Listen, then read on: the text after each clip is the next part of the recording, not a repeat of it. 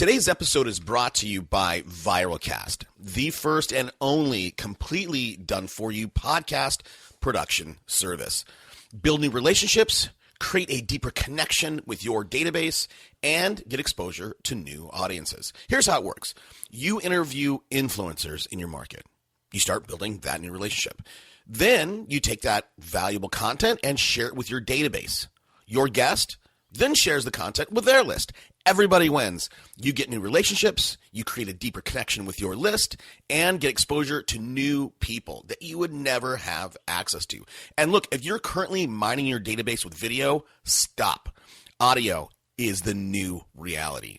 We are living in an influence economy. Exposure is the new social capital. Go to Viralcast with a K to learn more. And right now, for the first 25 subscribers, we're offering a 50% off the getting started price. Welcome to Super Agents Live. This is the one place where you can come and hear the most successful people in real estate. You'll hear how these super agents built their businesses, how they stay productive, and how they stay motivated. Who am I? My name's Toby Salgado, and I made my first million in real estate. And I'm your host for the next 30 minutes while we talk to yet another amazing real estate entrepreneur. Stay tuned. Let's go. Yeah. Hey, everybody. Welcome to the show. Thanks for tuning in. If you're new to the show, you know what we do here? We deconstruct what top producers are doing in the market from a mindset, from a strategy, tactic perspective. Today's episode, pretty interesting story. This guy is a husband and wife team selling real estate, and he was a day laborer. Okay, this guy worked on construction sites. He's a day laborer. Realized he's like, why am I breaking my back swinging a hammer when he had a situation where he bought a house, and he's like, dude, this agent just opened up a door and he made 10 grand, right? So he's like, I'm dropping the hammer, man. I'm dropping the nail bags. I want to be a businessman. So anyhow, started selling real estate, and just in terms of like how successful this guy's been. 1.9 million in GCI. This guy's got hustle. We talk about all that. We talk about, what he did when he first started. And I'll tell you, it's not magical. It's just doing it. It's having hustle. And I think that's I can teach you guys, I can illustrate to you guys everything on how to build a business. It's all here. But the one thing I can't teach you hustle. And it's funny, if for those of us who have kids, and most people's kids play some kind of sport, go out and watch these kids, right? Third graders, fourth graders, and you will just naturally see some kids have that hustle, and other kids, they're like, I'll wait till the ball gets to me. So we talk about all that. We talk about how to build a super profitable business. Because you know what? I don't care if you're doing 300 deals, 500 deals. That doesn't matter if your bottom line isn't working for you. So that's it. It's Friday. So look, join me on Twitter. Join the conversation. My Twitter handle is @SuperAgentsLive. Hashtag for the show is Unpack That Idea. Go to the website. Download my free ebook, get on my list. I share stuff on my list that I don't share with anybody else or anywhere else. SuperAgentsLive.com. If you're so inclined, give us a rating or review. The show's been doing really well on iTunes, and I'd like to keep it up. That's it. Other than that, man, you guys want to start a podcast? You want to build new relationships? You want to mine your database? Viralcast. Go check it out. Viralcast with a K. All right. Hey, let's get to it. Today on the show, I'm excited about today's guest. Now, you often hear me saying that, but today's guest, I'm truly excited about. I think he's going to drop the goods here. Now, look, here's the deal. Here's this guy. He's in Rancho Cucamonga, which is Southern Cal, just outside of L.A. It's a husband and wife team. Now, just a husband and wife team. He has 4 admin, right? Transaction coordinator, though, you know the scoop. 1 full-time buyer's agent, 2 part-time. Now with that very, very, very small team. Here's what he's been able to accomplish. Now, if I go back to 2013, he did 389 deals for about $100 million. Now, this year, or 2014, he did a little less, 247 for $67 million in volume. Average sale, 270. Now, here's what you're going to want to hear. With, again, that husband and wife team, 4 admins, he did 1.9 million GCI in 2014, 2.9 in 2013. I'm thrilled to welcome Ricardo Acevedo. Hey, Ricardo, thanks for taking the time, man. No problem. Thank you for having me over. Good morning, guys. All right. So listen, I want to get into what you're doing. I want to get into how you're doing it so profitably. But before we get to that, I'm always curious about who you are, man. You know, the man behind the machine. So take a minute, tell us a little bit about who Ricardo is. Ricardo's a businessman. Obviously, it's a guy who's very dedicated to the business. Been in the business a little bit under 10 years, and I got into the market when the market was getting ready to collapse. So I've learned the business. What everybody says on the hardest time, but to be honest with you, it's been obviously a blessing for me to get into the business at the time we did, because I didn't learn the business other than just the way you got to run business, what the basic fundamentals of real estate. As far as that goes, I've been in business almost 10 years. I've started just between me and my wife, and then obviously expanded ourselves depending on, the growth of the company to, hiring staff members and a couple of buyer's agents to be able to, delegate and start growing, the company as we had planned, based on the growth. Personal, I come from a big family. I've got 8 kids.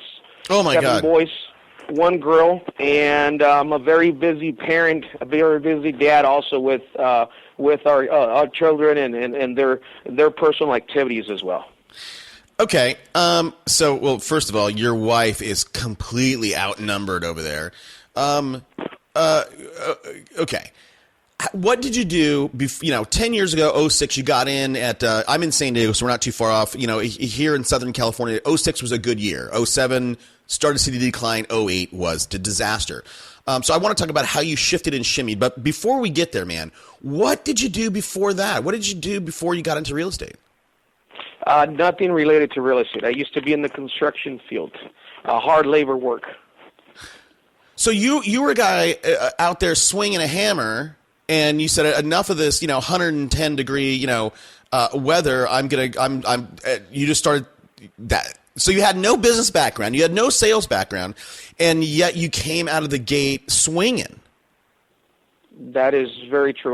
The way it started, it was, we got into the business because we've experienced the transaction of our first purchase. Okay. My wife and I. We're engaged at the age of 20. We got married at 21, but, in the process of our engagement, we bought our first home. We got involved in the real estate, transaction, and we actually realized that it was something that we were interested on learning and getting into the business. I had a family member at that time that was in the business. Didn't have much of a close relationship with that family member, but I remember she was doing pretty well at that time economically. So, we got involved in our first real estate transaction, purchasing our own first home, and we decided to get my wife licensed, get her into the business, and that's how it all started. So let me play this out a little bit, right? So you're out there in Rancho Cucamonga. It's hot. You're swinging a hammer, you're in at 6 a.m., and you're getting your maybe you're making $20, $25 an hour. So you're saving for your down payment. You go through this purchase, you realize, holy crap, all this person did was open up a door and, they just made 10 grand. I gotta give this a go. Something similar to that, yes. Something like that. All right. Okay. So again, no business background. You do have, because I think a lot of people, and the only reason I'm keying in on this stuff a little bit, Ricardo, is because I think a lot of people listening have your kind of a story, meaning that, they're starting off. They have a family that they need to. In this case, you had a wife, or your soon-to-be wife, You have people relying on that. You got to feed, man. So tell me about what did you do? You get licensed. Now you got your wife licensed. What was that about? You wanted to see if she could do it before you jumped in, or? Yeah, well, basically, we were both employed. She was on the medical field. Obviously, I was on the construction field. Obviously, now we had a responsibility of a mortgage. We had three kids at the time. Obviously, had the typical car payment and just, the responsibilities of every marriage or family out there that, you normally carry. So what we did is the way we started is we got our wife licensed. She got licensed. She got into the business, to kind of test out the waters and see how things obviously develop. She was doing all right, struggling like everyone else, in the business, learning as she was going. We were pretty blessed to be around, good people, good people that was doing business correctly, doing, good business, not at the level, obviously, that nowadays we would have wished that we would obviously teamed up with, but, it was good people that we learned a lot from, and she got licensed, started doing, her thing. She left the medical field to start doing this full time. And, obviously I needed to continue to do my job because that was going the income that was going to supply, the income that we needed to generate and cover our cost of living so that her income wasn't going to be affecting, obviously, our overall overhead cost at home. So she left the industry on her side and ended up going into real estate full-time as obviously a full-time agent, and I kept my construction job so that I could. No, sure. Yeah, and sorry, not to cut you off, but because I want to get to the meat here. No, I get it, right? So you had to keep working because you were the gas, right? You were providing the fuel for her to go out and do it. What I'm curious about is, not knowing the business. Like when I say where did you start, like tell me what exactly either her or you did, like the first thing, like what is and I guess this is for somebody that finds themselves in this position right now. They're just starting out. They have their license. And they're like, what do I do? So what did you do? Well, what we were taught, going out, meeting people, door knocking, open houses, hitting our sphere of influence, everyone and anyone we knew, family members, friends. But mostly, and I think what was very, productive for us, we were out there doing what we were supposed to be doing is, it's basically door knocking, handing out flyers, just meeting people to generate contacts, turn them into leads, and eventually, close a transaction based off of the contacts. Okay, so you were door knocking. Now, again, I think a lot of people, I think it's a brilliant, it doesn't cost anything, it's all about hustle. A lot of people just aren't comfortable doing that, or at the end of the day don't have the hustle to do it. How did you, in terms of choosing a farm? So if you're going to door knock, you have to have a farm, right? You have to be deliberate about it. What are some of the steps that you went through to say, okay, this neighborhood or this area should be our farm? Or did you have a plan? Well, yes, I did. At the time when I started doing my door knocking, I was a type of guy, when I got into the business, doing it as a part-time, just assisting my wife part-time, we definitely did choose a farm area, like you just mentioned, and I personally, told myself, okay, this is the area I'm going to focus on. I'm going to continue to work it hard because eventually I want to dominate this area. I want to become the number one guy here to go to, and that did indeed happen. I started focusing just a specific farm. I kept door knocking on a daily basis, just worked it for a long time until eventually I started seeing signs popping up with my name there, and that started driving, more listings and more listings until I got to the point where I had already dominated the area, and I was the guy that was basically making it happen in that community. So, in terms of, look, when it comes to door knocking, right, the hardest door that to deal with is your car door, right, or your front door, right? Once you get out of your car door, you're okay. What was the thing that you said? Knock, knock, knock. I open my door to you. Again, you're a guy that hasn't. I'm taking you back to the beginning. You're a guy that hasn't done a transaction yet. You know in theory what to do, but I answer my door and go hello. Like what was the script there?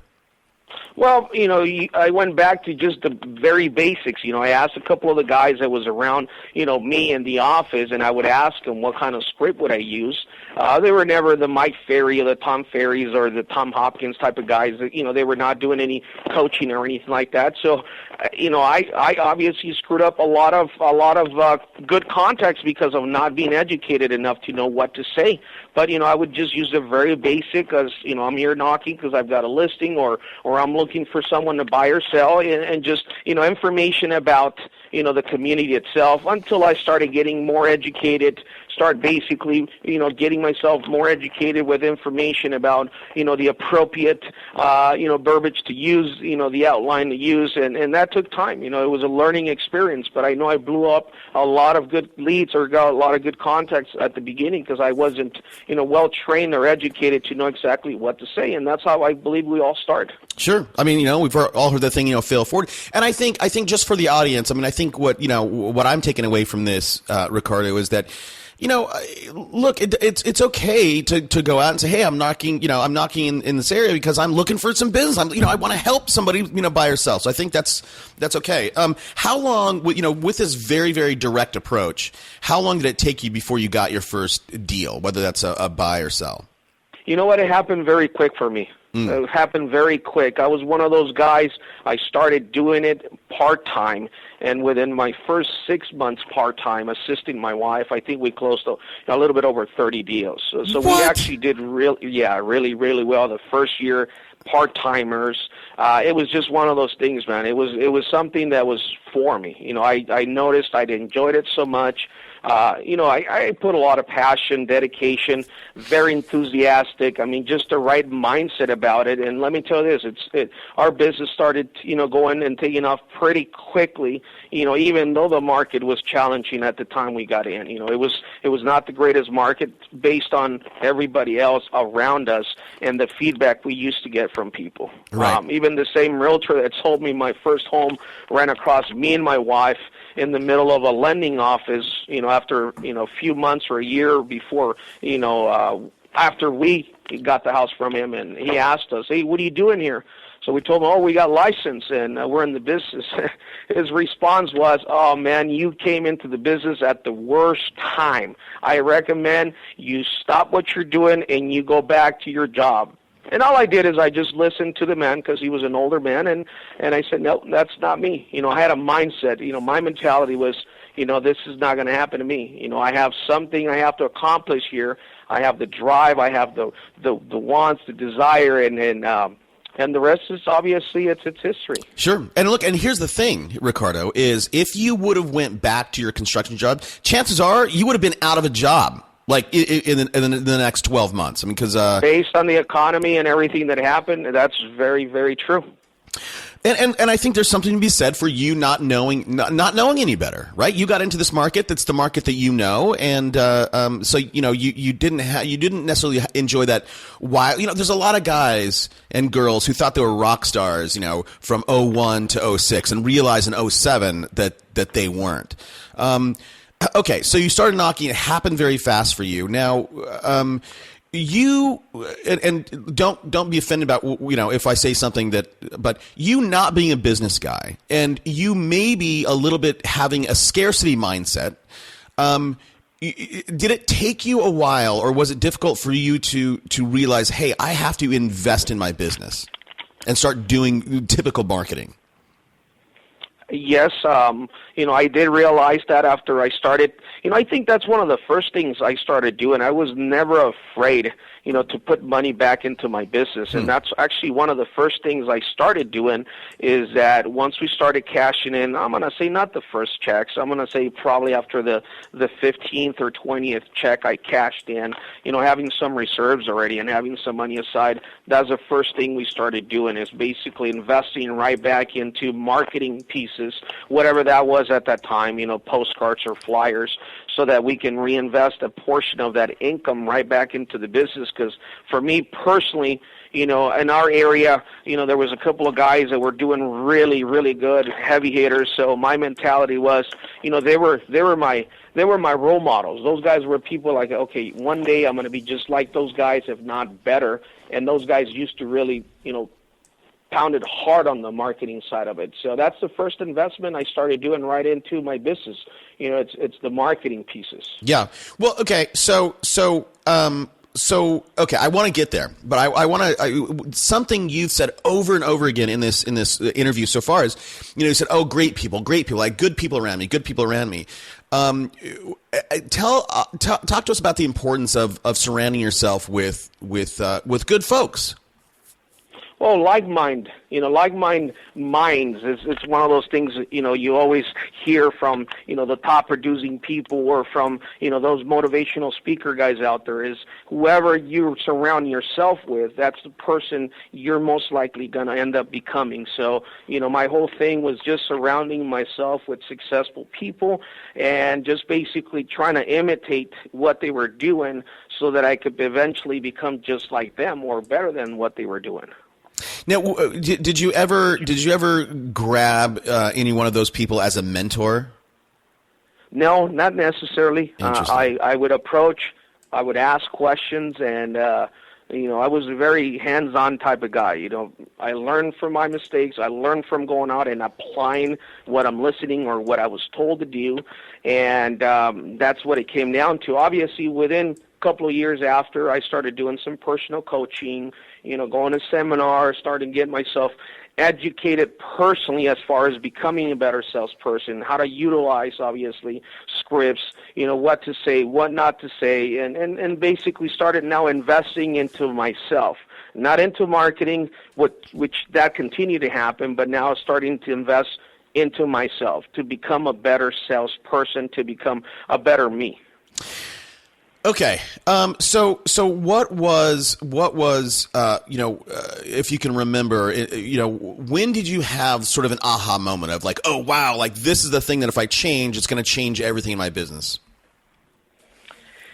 You know what? I think when I started understanding about creating different type of I want to say, systems into my business, understanding of not just going out and finding customers, understanding the point that it was not just a temporary thing, because at the beginning I got in and I started doing good, but I never saw myself, I still kept on thinking, how long would I be able to do okay? How long could I stay in this business? Because I was living just by the moment and not really thinking that it was an actual company company that I was creating and that I was building. When I realized that it was actually a company and it was something that it was going to be for the long term, that's when I started realizing, okay, we got to start building this differently, Ricardo. You got to put a good system in place. You got to start delegating. You got to hire. You got to do this. You got to do that. Because if you really want to run this as a business, then you have to change everything that you're doing, because production was there. We were making money. That was never the problem. Some other people, that's the problem they have, is it's them getting to a level of producing. For me, I think the producing part of it had never been an issue since I started, because the production started happening quickly. It was just one of those given things that happened in my business, but not coming from a business background of understanding how to run a business.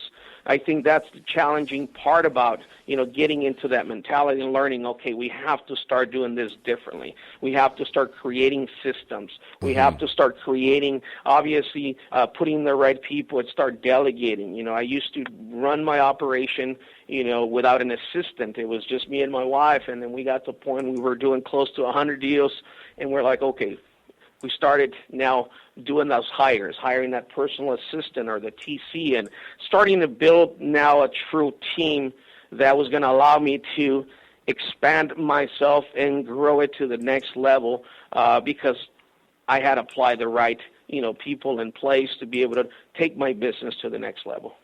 Okay, okay. So you started to think like a CEO rather than, you started to realize you have a business rather than you have this job.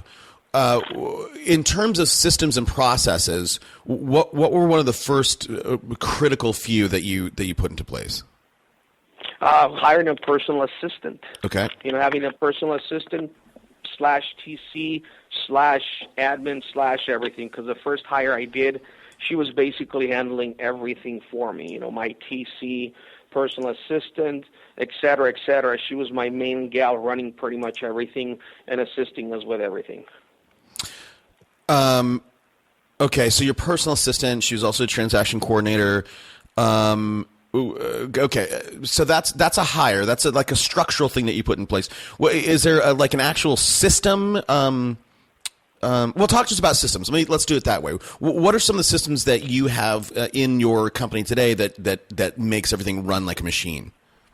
Well, you know, I think, you know, systems it plays is, you know, I mentioned earlier, I have a listing coordinator, I have a personal assistant, I have a transaction coordinator, and I have a a marketing coordinator. So what the system is, you know, obviously my responsibility is to go out and produce and generate new business.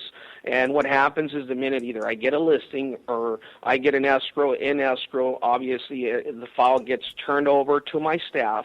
And then basically my production manager along, you know, with, you know, the production line itself, the system itself, it's going to take over, you know, the full responsibility of proceeding with the actual process of the escrow from, you know, ordering the home inspection, you know, the appraisal, et cetera, et cetera. So everything goes and that file gets assigned to, depending on what stage we're in that process, to the right person that is in my production line. Okay, so I guess to shorten that up, at some point you just give it away. You give the file away, and you let. And here's the point that I'm trying to make is that, you know, you are, and I want to get into your 2 million GCI because you're running your company very lean. But you know, you have done. It sounds to me that you've done a great job with going. Okay, my time is worth $200 an hour, $400 an hour, whatever you have valued your time worth, and everything that you do, you go, okay, listen, you know, is messing with this file $800 an hour job? Nope. Okay, I'm going to give it away. Correct. Okay. How are you running? How are you kicking out such high GCI? I mean, you're running a very, very lean machine out there. What do you think that? Because look, I'll bring people on, and they'll do 500 transactions at higher price points than you, but you know they will only maybe walk away with half of what you're making. You know, 1 million GCI, and then once they pay everybody, you know, they walk away with about 700. What is a trick to you running this super lean in the way that you have? You know, I don't know if there's a trick to it or not. You know, I don't know that, you know, it's obviously there's not a trick. You know, I think I'm very productive with my time. You know, yes, you know, I believe that I have a good system in place. I know other top producers that are at a level of mine or close enough or higher than me. And I think at the end of the day, their revenue is lower than me because they actually rely on a lot more personnel. I don't know. I could probably share with you. I've got very productive people, good people that works for me. But at the same time, you know, I invest, you know, time, and I invest quality time into what we need to do. That at the end of the day, I feel that my cost of operation is definitely low, and I don't know what the key to it is. It's possibly saying I have good staff in place, and at the same time, I'm very hands-on. You know, I assist a lot on everything that I can, and having myself involved and my wife involved, I guess that makes our production line even more productive in the sense that, you know, we don't have our overhead really high, and at the end of the day, like you mentioned, is our true profit. It's still very good. It's phenomenal. I mean, it's incredible because, you know, you're not doing you know, look, your 67 million is great, but normally people are not making 2 million GCI with that kind of volume. So you can have very productive people. But look, here's the deal. At the end of the day, one of two things need to happen. Either one, you are you know, when you get a lead, right, there's a cost. So you need to lower your cost per order or cost per acquisition. And to get your kind of results, you need to have an extremely high closing rate, right? So you can't, you know, if your cost per lead's $400, you know, you need to close 90% of those. Let's start here. Out of your 200 deals, hold on a second. Your 247 deals for 2014. What's the percentage buy sell there? The percentage by what? I'm sorry. Listing or buyer. On the 247. Yeah. It's going to be like 65-35. 65 list, 35 buyer. Mm-hmm. Okay. And where out of the I can do the math on that, but out of that 65%, where are you getting? Where are those coming from? I have a very diversified type of business, okay? I basically have business flowing, I'm going to say, from every angle possible that you can think of as far as, what your typical agent would do. My angles of business where they're funneling through, it's either my direct mailings, past clients, sign calls, postcards, billboards. I have billboards in town, so it could be from the billboard and those signage, direct mailers, postcards, we drive cars that are wrapped with our business. I have business coming from that, sphere of influence, and very strongly our database, our past clientele. So are you, okay. In terms of your sphere or your past clients, right? Those are kind of lumped in the same. Are you, in addition to the mailers to these folks? I mean, do you have a process of touching them every X amount of days, or in terms of a phone call, or how are you mining your sphere and past clients? Okay, past clients, they get touched at least 3 to 4 times a year for sure, depending obviously on the customers that don't give out any referrals. They get touched probably 3 to 4 times a year.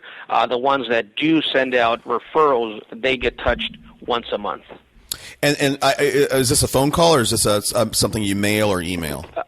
We do both. We do phone calls, and we also do mailers and for sure direct email. So we get emails out to them, and then I do hire someone that specifically just touches up with a phone call as well. Okay. So that phone call doesn't necessarily come from you, but it does come from your team. It comes from our team, correct? Okay. That's interesting. What do you think for you, and with the stuff that you're doing right now? You have billboards, you have direct mail. What do you think is the one thing that's working best for you right now? Everything. Okay. That's the true answer. Everybody tells me, "Hey, Ricardo, how's your billboard?" I have friends of the industry. They're trying to get billboards, and they're like, "Hey, Ricardo, how's your billboard working?" Or "How's that working?" Yeah. And basically, they tell me, "Hey, what's your return on your billboard?" Or, "Hey," I tell them, "Hey, listen, it's not going to work out the same way for you like it does for me, because if you obviously don't have much exposure in the industry, and all of a sudden you go out and put a billboard, which is going to cost you not that cheap, and you expect all this business to come from that billboard, it's not going to happen."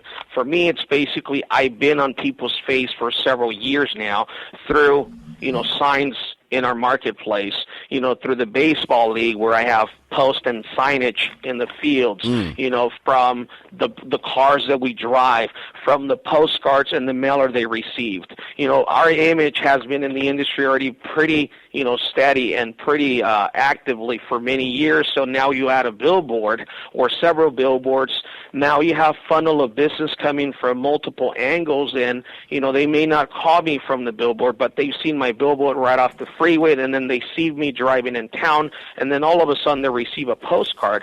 They're going to be, "Man, I got to call this guy." Yeah, he's everywhere. This guy is all over the place. Yeah. Well, and I think the billboards are kind of like I was telling you before. We do radio, and radio has this multiplier effect on everything else you do. And same thing with billboards. It's got it's an extra impression that you're making on those folks. Absolutely. Did you ever develop a niche for yourself? For myself or the team or whatever. I mean, a lot of people come on, they go, "Hey, you have to have a niche." I know you're kind of, in the Inland Empire a little bit. I mean, do you focus on equestrian property, or is there any kind of focus in terms of product that you have? Well, our product is just your regular single-family residence. Okay. We don't really go out outside of that. It's mainly single-family residence. Inland Empire is obviously the area that we service, so that's our niche, the Inland Empire. But we do have, sources of business outside of the Inland Empire that comes from, whatever source that call came from, or the lead or the referral that came from. But, yes, that's our area, that's our niche. And obviously we continue to service the listing along with the buyer. A lot of the times I know that could be something that that gets on someone. It's either you're going to focus just on buyers or you're just going to focus just on listings. We've been basically able to allow ourselves to work with both very strongly because we feel the importance of servicing both the seller and the buyer. Right.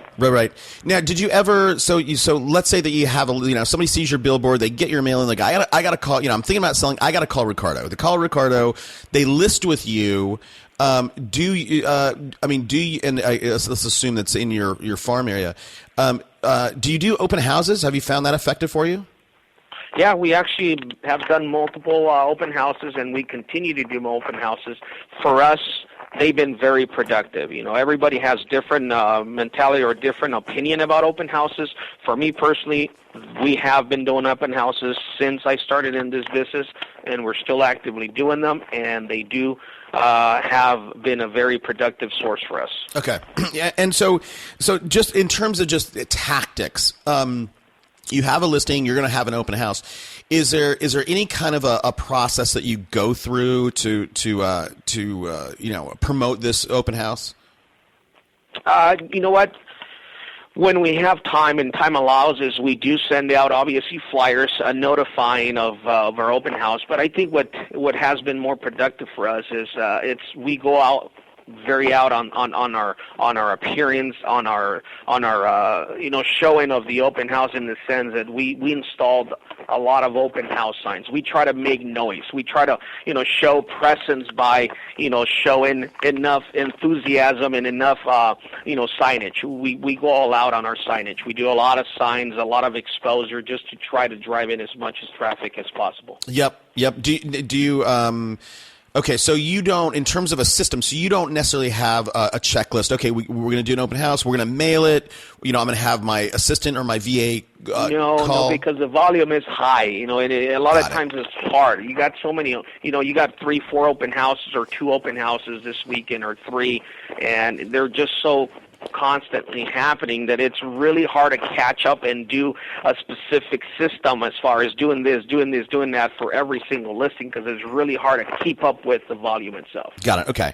Now, earlier, I think you said that you decided that you needed to invest in yourself, and I think I could be wrong, but did you hire a coach? And at what point did you hire a coach?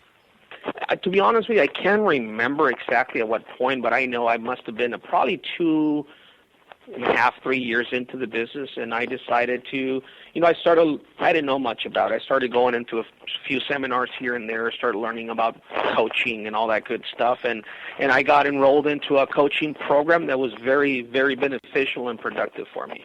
So again, a guy like you, Ricardo, that is, you obviously are a smart guy, to be able to build what you've built.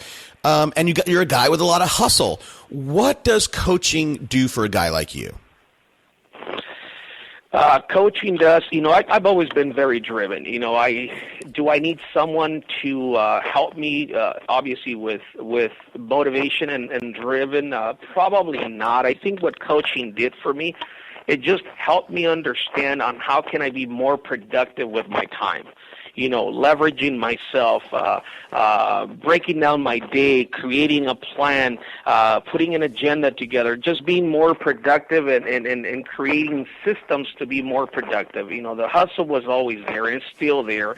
The hard work was always there. The enthusiasm, the dedication was there. I think it was just more of understanding on how to create systems, just mainly how to be more productive with your day and your time. All right, so let's talk about that. How breaking down your day, creating a plan. What does a typical day look like for you, Ricardo? Well, for me, it's basically lead generation, lead follow up, setting up appointments. It just depends on where you're at in your business career. It's going to determine how's your day broken into. Your typical new agent's day, it's going to be different than my day because they're basically at a different level that I am. My business, obviously, it's at a level where I have to have a game plan and I have to have a schedule broken down based on my standings correct right now in my business. But my business, I got to come in on a daily basis and I got to set up appointments. For me, I already have the leads that I have to follow up with. I've got the cold, I've got the warm, and I've got the hot. So I focus on the hot because I've got enough where I just focus on setting up appointments and closing appointments with either a listing or a buyer writing an offer on a property. So knocking them down. Okay, so I mean, look, if I go back to your guys', you and your wife's beginning, first 6 months, 30 deals, that is astounding. That's incredible. If somebody wanted to do that, and they wanted to, what would you say if they said, "Hey, Ricardo, look, man, give me some advice. Should I pick a farm and go door knocking, or should I pick a farm and just hop on the phone and fundamentally do the same thing, but do it over the phone?" What would you tell them to do? It just depends on what works best for them. For me, it was the door knocking. I personally feel, personally contacting someone, and this is me, okay? Someone else may have a different opinion, but for me personally, as personal contact for me is more productive than getting on the phone. Yes, this business, it's a numbers game, and if you can get on the phone and you touch 100 people, yep. You have a better chance of a better turnout than going out and door knocking and touching 40, 50 people. But for me, it was more productive going out and meeting personally people.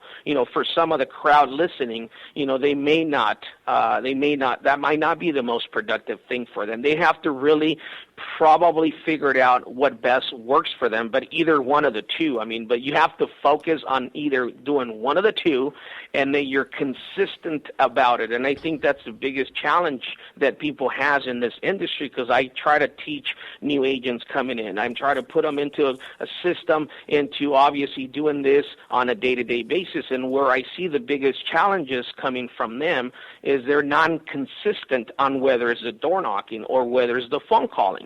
Is they're non-consistent because they're trying to expect to get a response and a result right away, and it doesn't work that way. It has to be a consistency of doing it every single day, or the days that you have it in your schedule and your agenda, and you have to stick to it. Agents tend to, jump around from one thing to another because it's not working out, right. But they haven't given themselves enough time for it to start working out.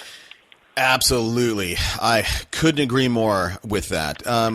Let's say that so I agree with you, right? So for I think people will have to figure it out, like what are they good at and what do they enjoy and what can they stick with, right? Whether that's door knocking or calling or whatever. But I agree with what you said. You said you have to do one or the other. I think it's a mistake, and tell me your take.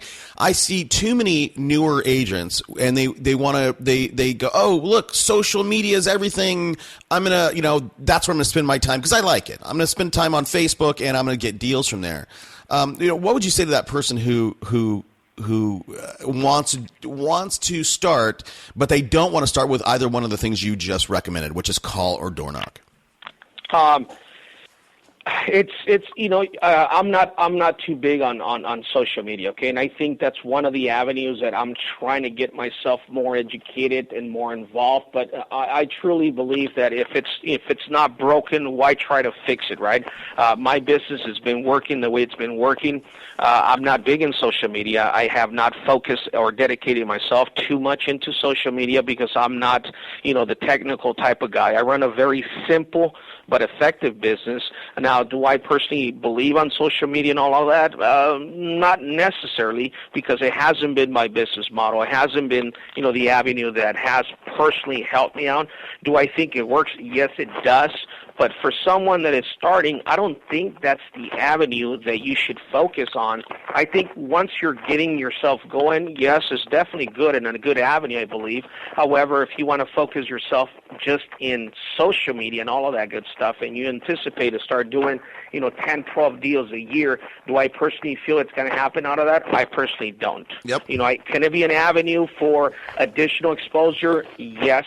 But you have to go back to what I believe we always hear is it's the fundamentals of real estate, is the meeting, the contacts, meeting people, obviously exposing yourself as a service provider anywhere and everywhere you go so people knows this is what I do for a living. I Yep. go to school, the parents know me that I sell real estate. I go to the baseball fields with my kids, the parents know me that I sell real estate. I go to church, the people knows me at church for real estate as well.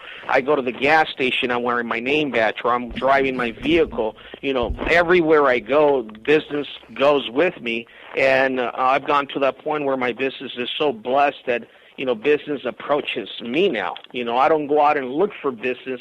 Yes, I do in a sense, but I don't have to go out and look for business. I've gotten to a point where business comes to me, because of exposure itself. I've exposed myself enough where, people knows that I am an agent. I am very active. I am successful in the marketplace. They come for me. They come to me for the service. Yeah, no, and look, I'm taking up a ton of your time, so I appreciate it. But would you? And so we're going to start wrapping up. But let me ask you this: there's, you can go ahead and mail people. You can do all the stuff that you should do: mail, call, whatever, and door knock.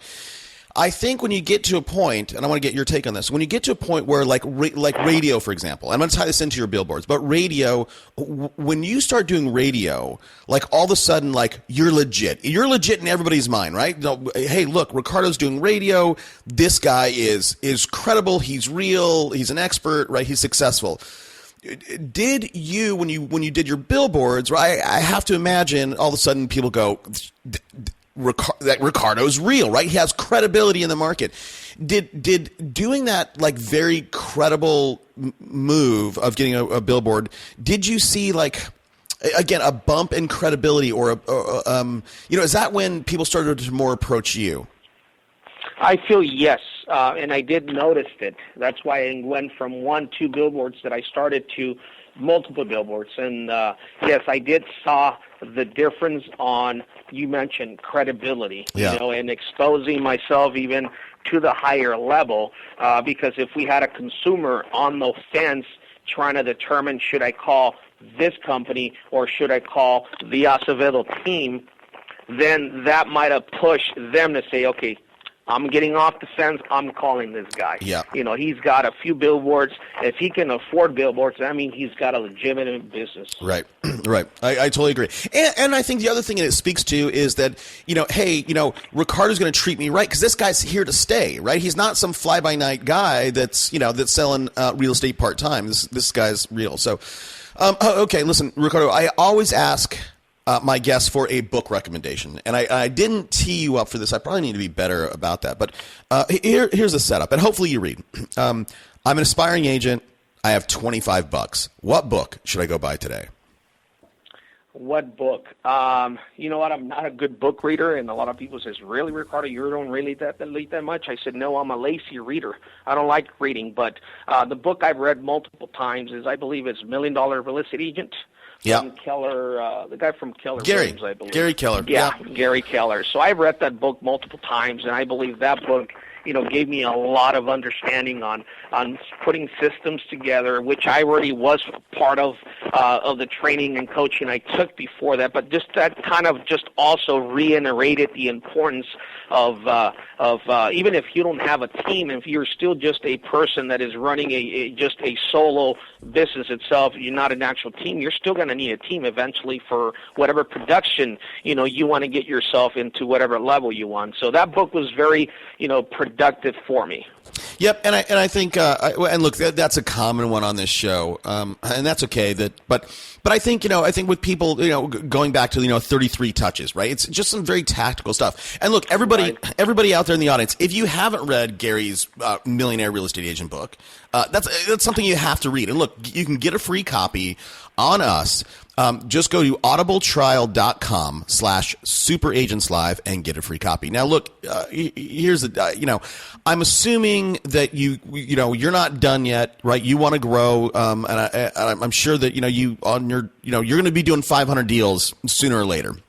The question is, how long is it going to take you to get there? So I always ask my audience if they've gotten anything out of this, and you've delivered a lot of nuggets as far as I'm concerned, that they reach out to you and say thank you. And look, maybe somebody's listening to this and they're like, hey, you know what? I'm in Rancho Cucamonga. I want to join Ricardo's team. Where can people find you, Richard? They can find me very easily. I tell clients, say, if you lose my phone number, just, pull my phone number up from, obviously the billboard right off the 10 freeway. We're obviously in the Inland Empire. You can reach me at Ricardo@theacevedoteam.com via email. very accessible. You know, there's a ton of signage out there that people has exposure to my information. So I'm in Rancho Cucamonga, and I'd love to, you know, take a call from someone that just wants to pick on my brain, or even someone that potentially wants to come out and interview, to probably come in and join our company in our office. That's awesome. And look, everybody, if you're driving your car, riding your bike, walking your dog, all this stuff will be on the show notes at superagentslive.com, and we'll spell Acevedo. He's saying it really fast, but it'll all be there. Ricardo at theacevedoteam.com. Perfect. Or just what our website, theacevedoteam.com. Perfect, man. And look, I'll be the first guy to kick off the thank you train. Thanks, bud. Appreciate you coming on the show.